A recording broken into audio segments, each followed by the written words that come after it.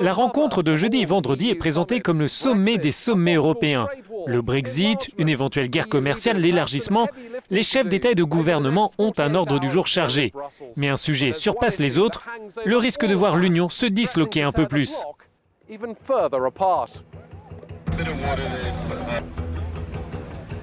Des Migrationsproblems bekommen werden. Procédure d'asile. The migration flows that are coming. Die Gestione dei flussi migratori. Die Migration und Asylpolitik in Europa zu finden. Contrôle réel. Control better the flow.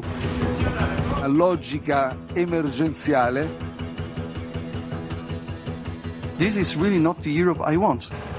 Lors du sommet à Bruxelles, les 28 dirigeants européens pourraient s'entendre sur un renforcement des frontières extérieures, sur une consolidation de l'aide à la Libye et enfin sur la mise en place, hors de l'Union, de plateformes de débarquement pour les personnes secourues en mer.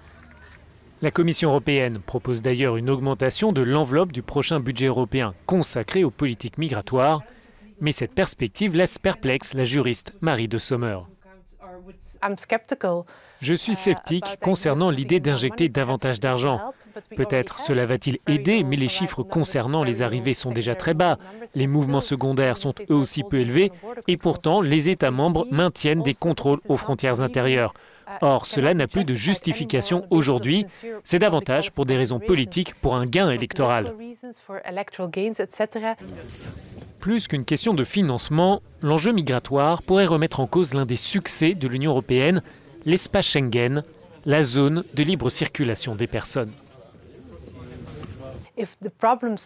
Si les problèmes s'étendent encore plus dans le système Schengen et si nous progressons vers un système ou une Europe qui voit disparaître la levée des frontières intérieures, alors nous aurons un profond problème de légitimité, je pense, car les enquêtes Eurobaromètre montrent que Schengen, que la libre circulation des personnes, est le plus grand succès commun et il est davantage estimé que le maintien de la paix entre les pays membres. L'Union européenne était une famille heureuse. Désormais, les lignes de fracture font surface.